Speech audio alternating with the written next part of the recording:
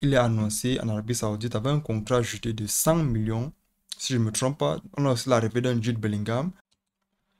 Bonjour et bienvenue dans cette nouvelle vidéo. Aujourd'hui, nous allons parler d'un départ potentiel de Karim Benzema en Arabie Saoudite et aussi d'autres transferts et l'arrivée de certains coachs qui bouleversent toute une équipe. Tout le détail après l'intro.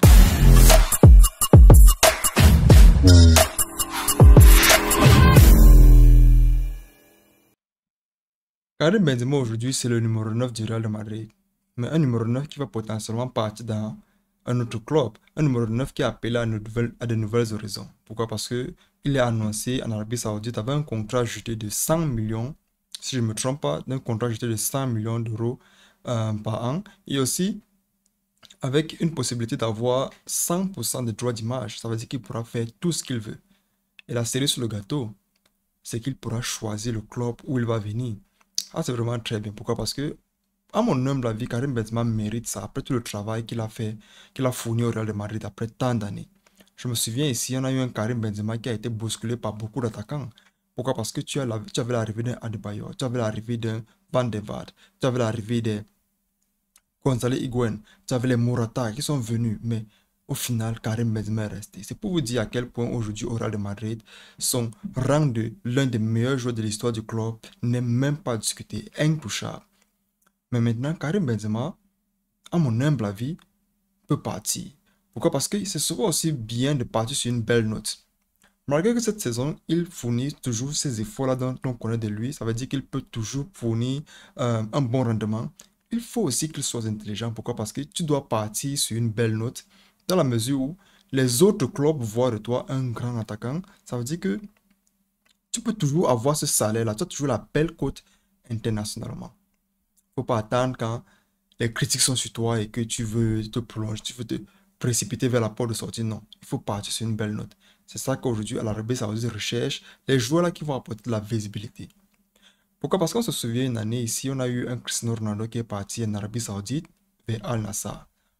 Beaucoup de critiques, très très critiquées, mais je pense que malgré le fait que le salaire aussi jouait, je pense qu'un Cristiano Ronaldo avait aussi potentiellement envie de changer d'air, essayer de donner de la lumière dans un championnat tel qu'en Arabie Saoudite. Les Arabes aujourd'hui ont, sur la scène internationale, fourni, déposé de l'argent pour faire en sorte qu'ils soient vus dans le monde du football. Avec la Coupe du Monde dernièrement, on a vu avec les championnats l'arrivée de Cristiano Ronaldo. On a aussi potentiellement l'arrivée de Lionel Messi. On a aussi l'arrivée de Jordi Alba, potentiellement aussi de Busquets, puisqu'ils ont déjà fini leur saison avec le Barcelone. Donc, l'Arabie Saoudite aujourd'hui se présente comme ce pays-là qui a besoin des joueurs qui ont le nom pour permettre de faire une visibilité internationale. Parce que quand tu revois Al-Nassr qui avait 9 millions, si je ne me trompe pas, de followers, mais quand tu vois l'arrivée de Cristiano, tu sens qu'il y a eu un boom de followers qui était de 9 potentiellement à 16. Je ne regarde pas trop les infos par rapport à ça, mais je pense que c'est déjà beaucoup. C'est pour vous dire l'importance que le joueur a.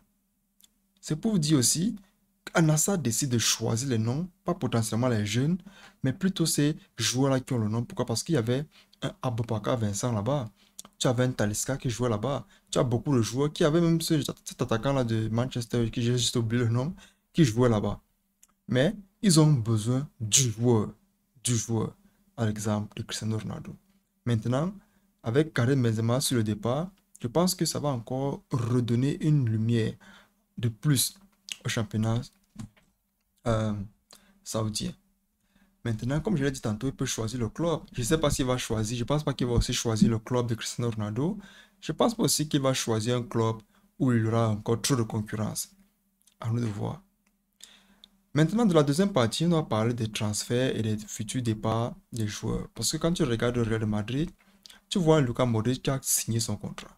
Tu vois le Real de Madrid qui a signé encore un Toni Kroos. C'est pour vous dire à quel point l'importance de ces joueurs-là est vraiment à souligner dans le club. Ils vont rester et on a aussi l'arrivée d'un Jude Bellingham. Je vais en parler dans une prochaine vidéo. On a l'arrivée d'un Jude Bellingham qui apporte ce jus-là nouveau. Il n'a même pas joué le dernier match de Dortmund. C'est pour vous dire à quel point le Real Madrid voulait conclure cette affaire très rapidement. Le joueur qui a été vraiment très discuté du côté des Pyrénées, tu as eu un Manchester United qui le voulait, tu as eu un City qui le voulait, mais le Real a réussi à mettre les moyens en jeu et aussi le nom du club a joué. Qui ne veut pas jouer au Real de Madrid? Qui ne veut pas jouer au Real de Madrid?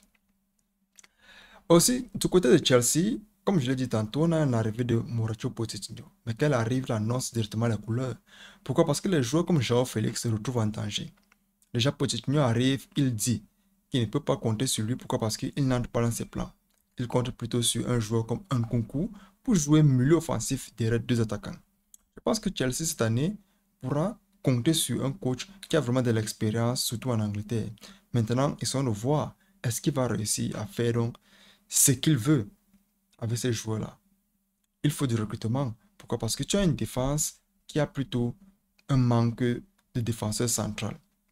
Tu as aussi une attaque qui est déjà pleine, tu as un milieu de terrain avec les fatigues de Kovacic, tu as une fatigue de Kanté. Il faut certains milieux défensifs qui vont permettre de faire en sorte que il y a un milieu aussi solide comme celui de Manchester City.